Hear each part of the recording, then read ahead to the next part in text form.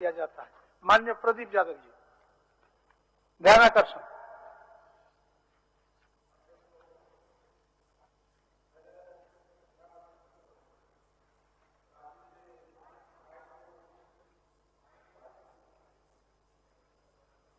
अध्यक्ष महोदय, मैंने इस ध्यानाकर्षण को राज्य के माइक्रो, स्मॉल और मीडियम इंटरप्राइजेज यानी कह सकते हैं कि कुटीर, लघु और मध्यम उद्योगों में कार्यरत लोगों के पक्ष में लाया है और उस पर काम करने वाले लाखों काम करने वाले व्यक्तियों के पक्ष में यह प्रश्न लाया है। और मैंने कल ही कहा था कि जो मेरे पास सर्वे रिपोर्ट है अध्यक्ष महोदय, जो इनके उत्तर और मेरे प्रश्न के भाव है, केवल 1 मिनट में मैं बताता हूं कि हमने कहा कि नेशनल सर्विसेज स्कीम के 73वें राउंड में जो सर्वेक्षण हुआ अध्यक्ष महोदय 2015-16 में, उसमें कहा गया था कि भाई पूरे देश में 6 करोड़ 33 लाख एमएसएमई है, यानी ये कुटीर, लघु और मध्यम उद्योग हैं। और उस सापेक्ष में झारखंड में 15.88 यानी लगभग 16 लाख अध्यक्ष महोदय, लेकिन उस जिसमें कि 25 लाख लोग लगभग कार्यरत है। आज जो सर्वे रिपोर्ट आए हैं अध्यक्ष महोदय, वो आया है कि अब मात्र झारखंड में 3.76 है। देश में भी घटा है अध्यक्ष महोदय, देश में भी घट करके वो 2.6 करोड़ बचा है। तो मैंने कहा कि भाई जब इसमें से इतनी भारी संख्या में लोग कार्यरत है और सरकार ने अपने हवाले से उत्तर में कहा है कि हमने कई नीतियों को, कई निर्णयों को एमएसए के हित में बनाया है, और सरकार ने यह भी कहने का प्रयास किया है अध्यक्ष महोदय कि ये फायदे छोटे छोटे उद्योग ले रहे हैं जो उद्योग पुनर्जीवित हो रहे हैं। और मेरा सीधा कहना है कि आपकी पॉलिसी केवल बड़े बड़े उद्योगों के पक्ष में है, और मैंने कल भी जिक्र किया था कि सारे पॉलिसी मैंने आज उठा के ले आया अध्यक्ष महोदय, चाहे वो झारखंड इंडस्ट्रियल पॉलिसी 2012 हो, चाहे अध्यक्ष महोदय Jharkhand policy park policy industrial 2015 हो, चाहे अध्यक्ष महोदय Jharkhand industrial and investment promotion policy 2016 हो, और फिर इसके बाद इन्होंने अध्यक्ष महोदय संथालपना इंडस्ट्रियल एरिया बनाया, प्रमंडलों में भिन्न प्रमंडलों में इंडस्ट्रियल एरिया बनाया, और इसकी बड़ी गहनता से हमने अध्ययन किया अध्यक्ष महोदय। केवल कुछ भागों में इस कुटीर, लघु और मध्यम उद्योग के बारे में इन्होंने जिक्र किया है। तो मेरा साफ साफ कहना है कि भाई आज तक ये फला फूला नहीं, ये नीचे ही जाता रहा, और आपने जो छूट दिया, आपने जो नीतियां बनाई, आपने जो पॉलिसी बनाया, आपने जो निर्णय लिए, उसके लाभ इन उद्योगों को ना मिला। तो सरकार हमें आज यह बताए कि भाई यह उद्योग कैसे आगे बढ़ेगा, इनकी संख्या कैसे आगे बढ़ेगी, आपके पास क्या निर्णय है, किस प्रकार करना चाहते हैं, केवल थोड़ा जिक्र करे सरकार, तो मैं फिर अपने प्रश्नों को इनके सामने रखता हूं। माननीय मंत्री जी। श्री प्रदीप यादव जी के सवालों का लगभग जवाब मिल गया था। उन्होंने ये जिज्ञासा जताई थी कि कितने लोगों को लाभ मिला, कितने छोटे उद्योग, कितने सूक्ष्म और लघु उद्योगों को इसका लाभ मिला। तो ये आंकड़ों के साथ जवाब शायद मिल गया होगा माननीय सदस्य को कि जो हमारे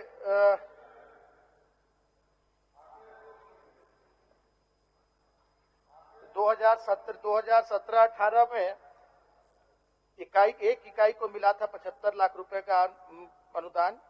2018-19 में 6 इकाई को 281.356, 2019-20 में 6 इकाई को 488.67, 2020-21 में 6 इकाई को 59.84, कुल 19 इकाइयों को 904.866 लाख की प्रोत्साहन राशि उपलब्ध कराई गई थी। उसी तरह से झारखंड औद्योगिक एमएसएमई इकाइयों को भुगतान किए गए अनुदान की विवरणी इस प्रकार है। 2015-16 में 3 इकाइयों को 26.998, 2016-17 में 8 इकाइयों को 23.016, 2017-18 में 6 इकाइयों को 44.538, 2018-19 में 7 इकाइयों को 28.4856,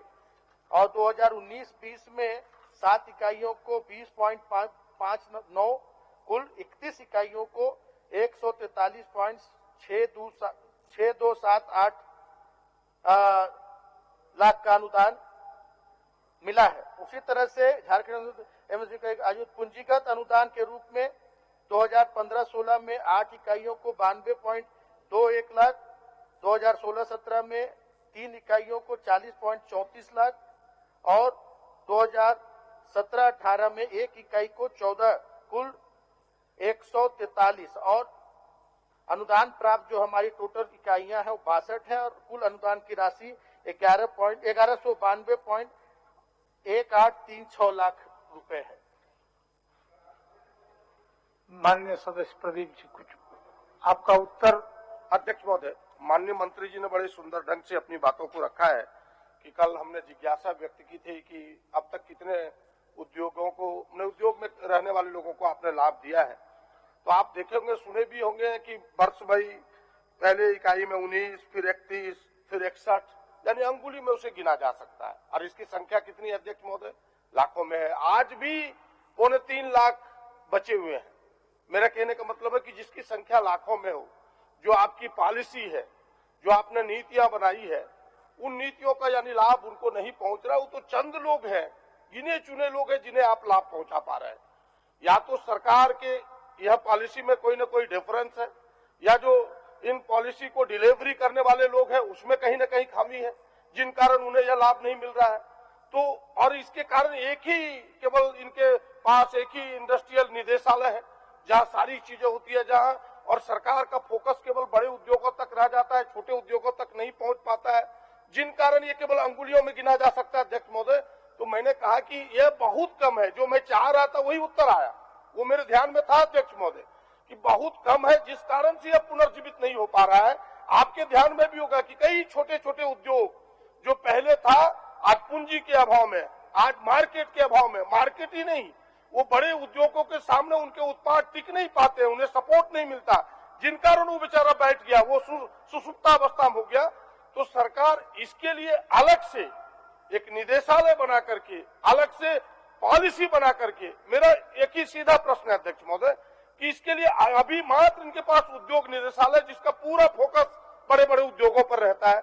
मेरा प्रश्न है कि यह कुटीर उद्योग, छोटे उद्योग, मझोले उद्योग, इनके लिए अलग से निदेशालय बने और अलग से व्यवस्था हो ताकि उन पर फोकस हो सके और यह पुनर्जीवित हो सके।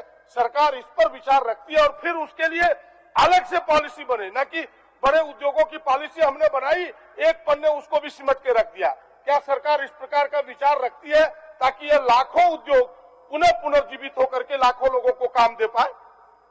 माननीय मंत्री जी, उसमें मेरा भी एक सुझाव है कि बहुत पहले से Santhal Pargana industrial development authority नाम की एक संस्था थी, जिसके अधीन जसीडी से लेकर के निहिजाम तक करीब 16-17 इकाई छोटे बड़े था। आज वो भी करीब बंद हो गया है।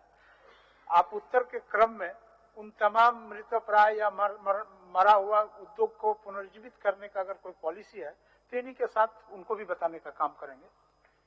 अध्यक्ष महोदय, सरकार पूरी तरह से छोटे, सूक्ष्म और लघु कुटीर उद्योगों को आगे बढ़ाने के लिए पूरी तरह से दृढ़ संकल्पित है और उसके लिए बहुत सारी योजनाएं लागू भी की गई हैं, जिसका लाभ अभी बहुत बड़ी संख्या में तो हमारे उद्यमी नहीं ले पाए हैं, लेकिन हम इसका प्रचार प्रसार तेजी से करेंगे और जिस तरह के भी जो भी रुग्ण उद्योग हैं उनकी भी समीक्षा की जा रही है। जो छोटे उद्योग है, मझोले उद्योग हैं, सभी की समीक्षा करके और जो भी जिनके स्वामित्व में ये चलाए जा रहे हैं ये उद्योग धंधे, उन तक सरकार की योजनाएं पहुंचाई जाएगी कि आप सरकारी योजनाओं का लाभ लें और अपने उद्योगों को फिर से पुनर्जीवित करें और उसका उत्पादन शुरू करें और उत्पादन के बाद बाजार भी हम उपलब्ध करा रहे हैं।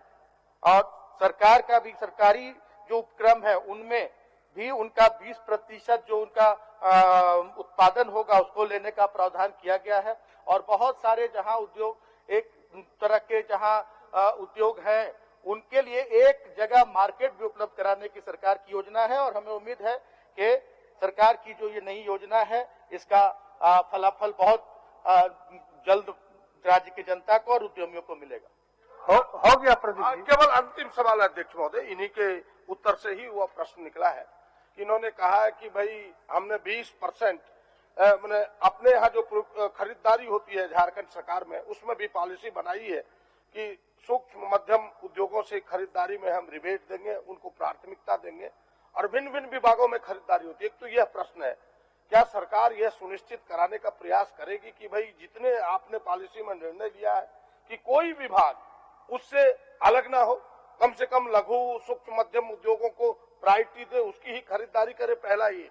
और दूसरा, हमने कहा कि आप कह रहे कि भाई हम पुनर्जीवित करने का प्रयास करेंगे, पहले आप असेसमेंट तो कराइए, एक समिति बना करके, एक उच्च स्तरीय समिति बना के असेसमेंट कराइए, और फिर जब इन पॉलिसी से और आपके निदेशालय से उसको लाभ नहीं मिला तो अलग से निदेशालय जब तक नहीं बनाएंगे अध्यक्ष महोदय, अलग से जब तक उनके लिए व्यवस्थाएं नहीं होगी, फिर लाभ नहीं मिलेगा।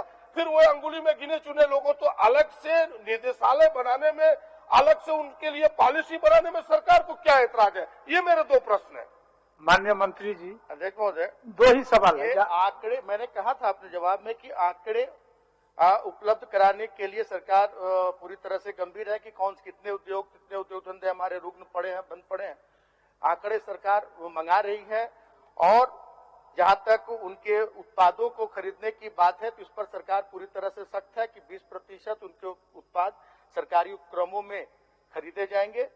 और जहां तक निदेशालय बनाने की बात है तो ये माननीय मुख्यमंत्री के संज्ञान में लाकर इस पर आगे विचार किया। ठीक, माननीय सदस्य मथुरा प्रसाद महतो जी। मथुरा प्रसाद महतो जी, नीरल पूर्ति जी और सुखराम राव जी।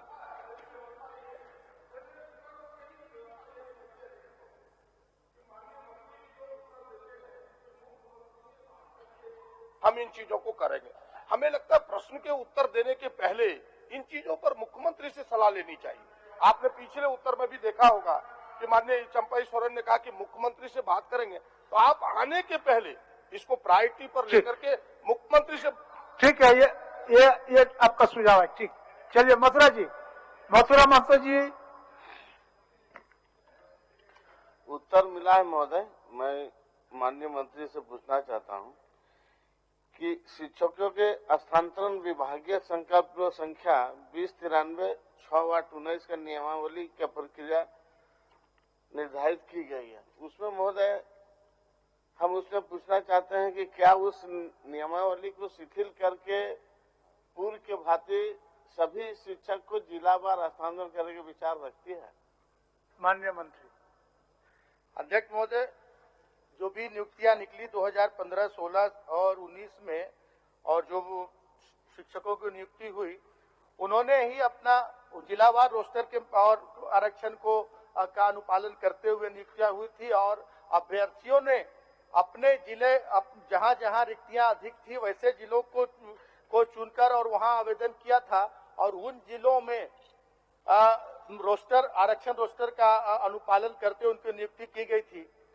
तो अभी अगर उनके गृह जिलों में नियुक्ति की प्रक्रिया अगर अपनाई जाती है तो बड़ी एक असमानता पैदा हो जाएगी कि कहीं बहुत ज्यादा शिक्षक हो जाएंगे, कहीं बहुत कम हो जाएंगे। तो ऐसा अभी सरकार का कोई ये नहीं है, लेकिन एक हम लोगों ने एक पोर्टल तैयार किया है जिसका अभी ट्रायल चल रहा है और उस पोर्टल के माध्यम से जो शिक्षक चाहेंगे अपने दूसरे जिलों में स्थानांतरण, उन पर सरकार विचार करेगी। मथुरा बाबू, उन लोगों का 3 हस्ताक्षरी हैं, उनको पूछने दीजिए, उसके बाद बोलिए। महोदय, माननीय मंत्री से जानना चाहेंगे कि नियमावली जो पूर्ववर्ती सरकार का जो नियमावली था 2019 का, उसको शिथिल करेंगे तब ना ये नया पोर्टल काम में आएगा महोदय। इसलिए माननीय मंत्री जी, माननीय सदस्य का सवाल बहुत ही सरल है। अध्यक्ष महोदय, मैंने वो तो जिला के रिक्ति के हिसाब से उन लोगों का अपॉइंटमेंट हुआ था, लेकिन वर्तमान में 10-10 साल 12-12 साल नौकरी करने के बाद वो लोग नजदीक जाना चाहता है, गृह जिला में या गृह जिला के बगल में। तो अगर नियमावली में परिवर्तन होता है तभी आप सक्षम होंगे उनको उनके इच्छित स्थानों में ले जाने के लिए। तो उनका यही पूछना है, क्या नियमावली में परिवर्तन होकर के कुछ रिलैक्सेशन लोगों को देंगे? इसके लिए मैंने कहा इसके लिए ऑनलाइन एक पोर्टल तैयार किया गया अध्यक्ष महोदय, और उसके माध्यम से जो अपने जिला स्थानांतरण चाहते हैं तो वो उसके माध्यम से आवेदन कर सकते हैं और उन पर विचार करके उनको उन जिलों में स्थानांतरित किया जाएगा।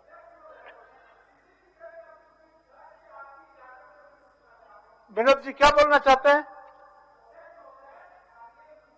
और सरकार ही स्वीकार कर चुकी है कि वो नीति त्रुटिपूर्ण थी 16 में, और लोगों ने इसलिए अलग अलग जिलों में डाला कि नौकरी की अनिश्चितता थी, और जहां जैसे बुलावा हुआ वो नीति अगर ये रहती तो स्थिति आती नहीं।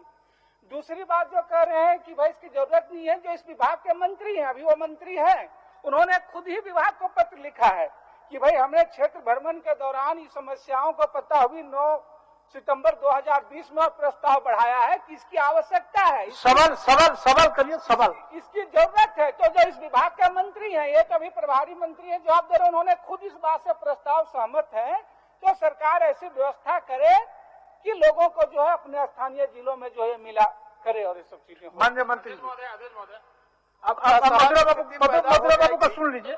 माननीय प्रश्नकर्ता का बात सुन के एक बार जवाब दीजिएगा मंत्री जी। प्रश्नकर्ता का प्रश्न। मेरा सीधा सा सवाल है कि 2019 का जो उसको शिथिल करने के विचार सरकार रखती है, क्योंकि पूर्ववर्ती सरकार वो शिथिल होने से महोदय पोर्टल खोले और निश्चित रूप से जो है जो शिक्षक जाना चाहते हैं गृह जिला वो अपने जाएंगे। माननीय मंत्री अध्यक्ष महोदय, ऐसा शिथिल करने से, इस नियम को शिथिल करने से बहुत ही असहज स्थिति पैदा हो जाएगी, क्योंकि सारे शिक्षक जो चाहेंगे कि कुछ चाहेंगे कि हम रांची में रहें, कुछ चाहेंगे जमशेदपुर, धनबाद, और छोटे जो हमारे इलाके हैं, जो आउटस्कर्ट के हमारे प्रखंड हैं, उनमें शिक्षकों की घोर कमी हो जाएगी और विषय में भी असमानता हो जाएगी। तो पोर्टल एक तैयार किया गया है, उसका ट्रायल चल रहा है।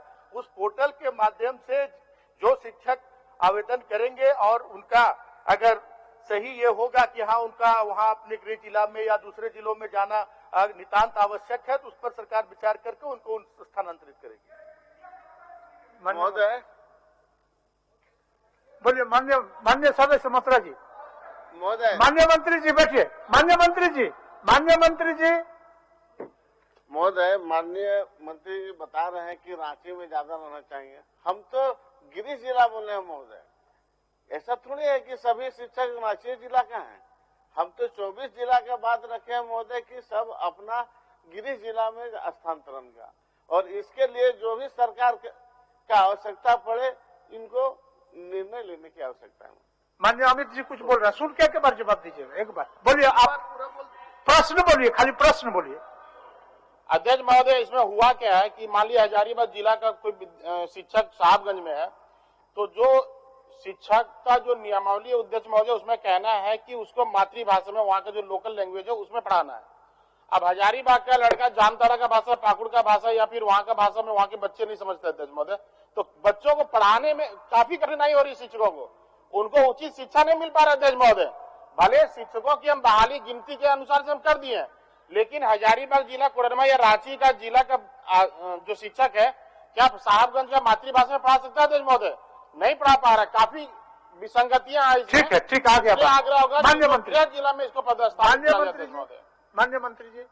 अध्यक्ष महोदय, सारी बातें स्पष्ट कर दी गई है उत्तर में कि रिक्तियों के अनुसार जिलावार रोस्टर बनाकर आरक्षण को देखते हुए और बहाली की गई थी कि कहाँ कितनी जरूरत है, और उसके अनुसार आज अगर एक मुश्त अगर अपने गृह जिले में अगर स्थानांतरित कर दिया जाता है शिक्षकों को, तो बड़ी असमानता की स्थिति पैदा हो जाएगी और जो हमारे छात्र हैं उनको जो सभी विषयों में शिक्षण कार्य नहीं कराने वाले शिक्षक उपलब्ध नहीं रह पाएंगे। इसलिए ऐसा एक बारगी करना संभव नहीं है। जैसे जैसे आवश्यकता के अनुसार जिनका नितांत आवश्यक है वैसे शिक्षकों को हो गया मतलब गृह जिले में हो गया। सोच रहे हैं हो गया मतलब कहाँ हुआ आपके विषय पर ध्यान दे रहा है। तो शुरू से एक ही रट माननीय मंत्री जी रटे हुए हैं कि शिथिल नहीं करेंगे, तो शिथिल नहीं करते कैसे ही करेंगे आवश्यकता अनुरूप। हम तो ये माननीय मंत्री जी, पोर्टल खुलने के क्रम में नियम में तो कुछ शिथिलता आएगा कि नहीं, तो माननीय सदस्य को बताइए। तो निश्चित आ जाएगी, पोर्टल खुलेगा और पोर्टल का ट्रायल रन चल रहा है, बहुत जल्द बहुत जल्द पोर्टल खुलेगा और उसमें बंधु जी किसी को भी मान्य सदस्य बंधु जी कुछ बोल रहे हैं, बैठिए मंत्री जी। अध्यक्ष महोदय, जो पूर्व के सरकार के द्वारा जो बनाई गई नियमावली है, मैंने देखा है, ये नियमावली में जब तक नियुक्ति नियमावली में संशोधन नहीं करेंगे संभव नहीं है। और नियुक्ति नियमावली में निश्चित रूप से संशोधन किया जाना, इसलिए कि पति रह रहा है साहिबगंज में, पत्नी रह रही है गुमला में, ये बात को भी ध्यान रखना चाहिए। इसीलिए इसमें नियमावली में संशोधन करने का मैं आग्रह करूंगा। प्रदीप जी क्या बोल रहे हैं? उसके बहुत बिना संक्षेप में बोलिए, संक्षेप में। संक्षेप में इनका जो बिना- हस्ताक्षर है वो लोग नहीं जो है। बात बंधु जी ने और महतो जी ने उठाया था अभी कि भाई नियमावली में स्पष्ट है अध्यक्ष महोदय कि आपकी नियुक्ति फलाने जिले के लिए की जाती है, तो बिना नियुक्ति नियमावली में संशोधन के अगर आप करेंगे तो वो तो प्रतिनियुक्ति होगा, वो ट्रांसफर नहीं हो सकता। अगर आप सेवा ट्रांसफर करना चाहते हैं तो उसमें ये प्रावधान करना होगा कि विशेष परिस्थिति में आपको जिले में भेजा जा सकता है। अगर विशेष परिस्थिति का कुछ परिस्थितियों का जिक्र करते हुए ये क्लाउज नियमावली में जोड़ना होगा, तब पोर्टल में फिर इन बातों को अंकित करके आप सब ट्रांसफर कर सकते हैं। ये मेरा आग्रह होगा। माननीय मंत्री जी संक्षेप में बता दीजिए। महोदय, बार बार मैं इस बात को कह रहा हूं, शायद मुझे लगता है कि कहीं से समझने में कठिनाई हो रही है कि अगर पति रहते हैं साहेबगंज में और पत्नी रहती है डाल्टनगंज में, तो उसके लिए प्रावधान किया जा रहा है। वैसे परिस्थितियों में जो जिनको जरूरत के अनुसार अगर गृह जिला में जो बात वो तो अभी पता है प्रदीप जी ना, अदरवाइज जो तो प्रतिनियुक्त के रूप में आपको माना जाएगा, इसलिए संशोधन करना है। इस बात को सरकार को मानना चाहिए। संशोधन तो पोर्टल तो तैयार उसके लिए किया गया है, उसके पोर्टल में आवेदन, ऑनलाइन आवेदन। अच्छा माननीय मंत्री जी, माननीय मंत्री सोनू जी कुछ बोल रहे हैं, सुन लीजिए, उसके बाद एक के बाद जवाब दीजिएगा। सोनू जी बोलिए।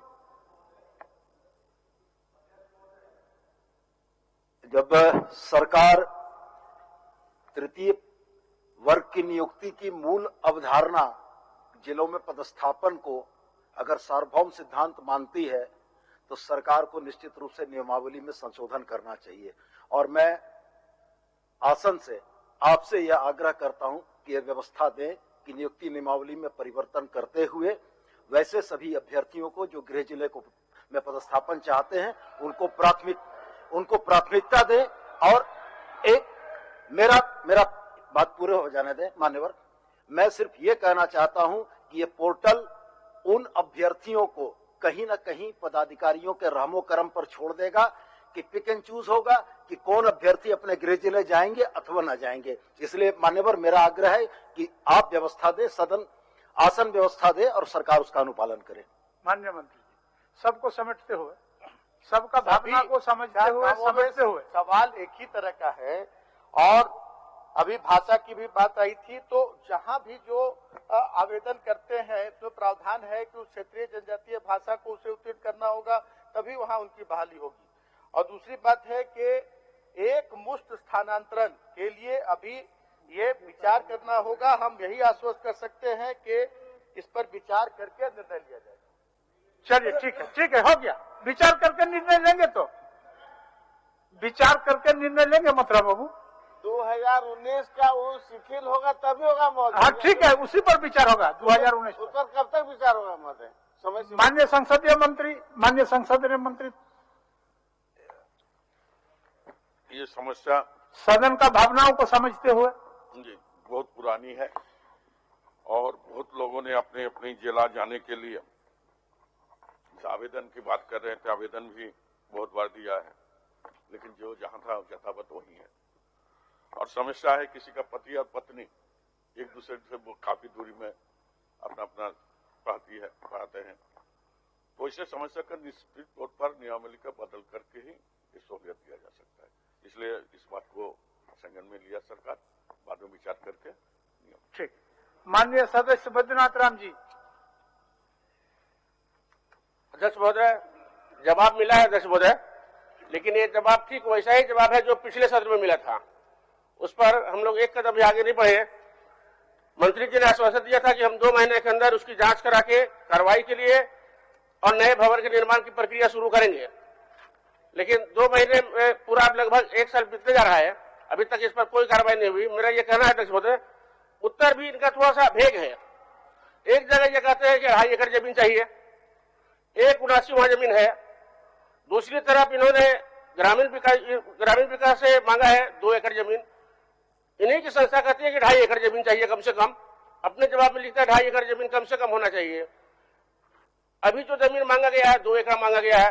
अध्यक्ष महोदय, तो ये कंट्राडिक्टरी जवाब जो है, और उसके बाद अभी पिछले सत्र में जो जवाब आया अध्यक्ष महोदय, उसके बाद मुझे नहीं लगता है कि एक कदम विभाग आगे बढ़ा, क्योंकि अभी मैं देख रहा हूं जवाब में दिया गया है कि 3 तारीख को सचिव ग्रामीण विकास विभाग से उपायुक्त ने पत्र भी लिखा है और फिर विभाग ने 4 तारीख को लिखा है। ये 2 तारीख से आ रहा है मेरा, तो 3 तारीख को और 4 तारीख को पत्र लिखने का ऐसे है जैसे बोलते हैं कि जब ये दोबारा से आया ध्यान आकर्षण में, तब इस पर कार्रवाई शुरू हुई है। फिर सत्र खत्म होगा, फिर ऐसे अगर विभाग बैठ जाएगा अध्यक्ष महोदय, तो बालूबाद जैसे अस्पताल में जगह में जहां पर अधिसंख्य आबादी SC ST की है, सक्षम लोग बाहर आते हैं, रांची आते हैं, लातेहार चले जाते हैं, लेकिन जो गरीब आबादी है बालूबाद की, सुदूर देहाती क्षेत्र के लोग वहां आते हैं और बिना इलाज के उनको लौटना पड़ता है या फिर लातेहार या रांची आते हैं अध्यक्ष महोदय। तो ये लोक जन कल्याणकारी राज्य में स्वास्थ्य के प्रति इतनी लापरवाही विभाग अगर करता है अध्यक्ष महोदय, तो यह चिंतनीय विषय है। मैं चाहूंगा कि माननीय मंत्री इसको स्पष्ट करें। अध्यक्ष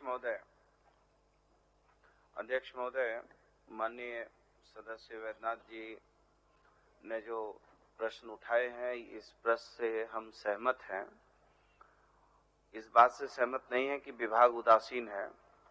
हम इस बात से सहमत हैं कि जो ये बात कह रहे हैं उसमें कहीं ना कहीं लापरवाही हुई है और ये मामला बहुत पुराना है अध्यक्ष महोदय।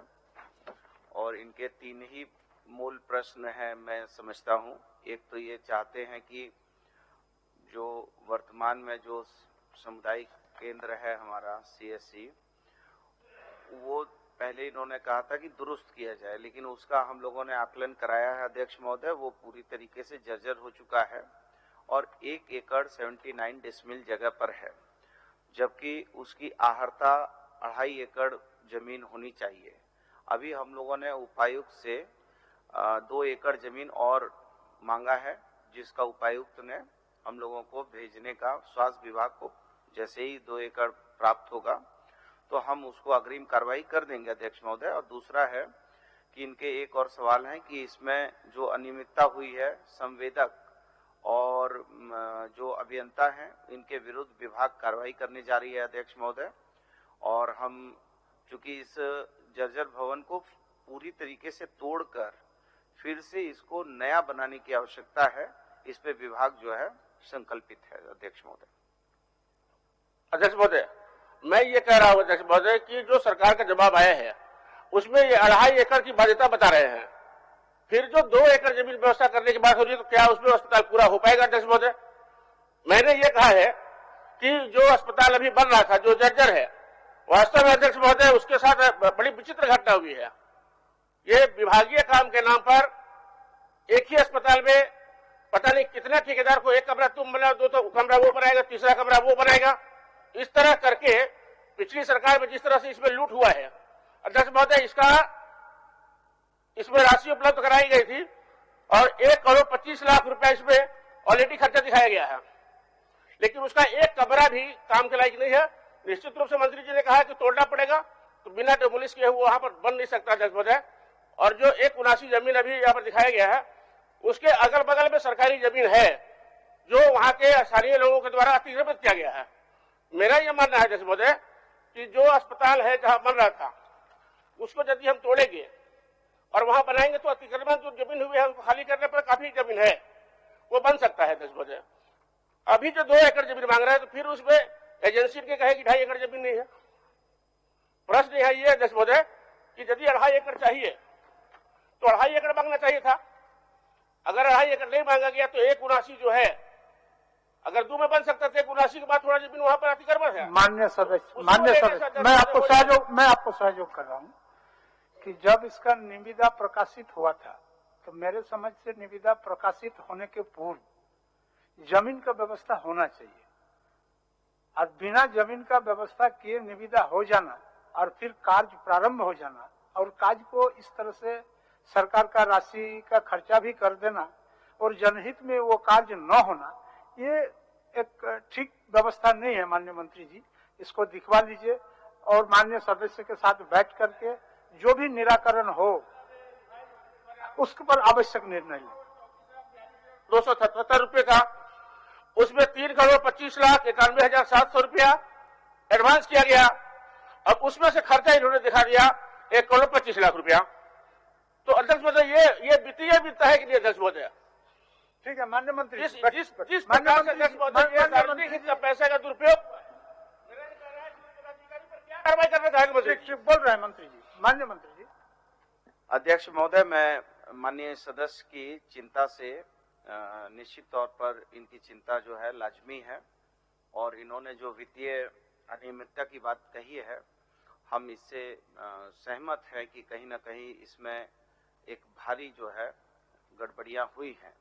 हमने बहुत स्पष्ट कहा है कि अध्यक्ष महोदय कि जो भूमि है उस माननीय सदस्य ने कहा है कि अगल बगल अतिक्रमण है, हम लोग उसका भी उपायुक्त के माध्यम से उसको जल्द ही हम उस अतिक्रमण को मुक्त कराकर यदि संभव हुआ तो उसको तोड़कर फिर से जो है 2021 में हम उसको जो है नवनिर्माण करेंगे और जो संवेदक और अभियंता हैं उन पर जो है हम कड़ी कार्रवाई सुनिश्चित करेंगे। ये सरकार कहीं पर भी किसी भी एक मिनट माननीय सदस्य हो गया अध्यक्ष महोदय, हमारी सरकार किसी भी अधिकारी या संवेदक को बचाने के पक्ष में नहीं है। जिन्होंने भी अनियमितता की है उसको काली सूची में ही नहीं डालेंगे बल्कि उसके विरुद्ध जो है जो हमारी विधि सम्मत कार्रवाई सुनिश्चित करनी है उसको भी हम करेंगे। अध्यक्ष महोदय हो गया माननीय सदस्य हो गया।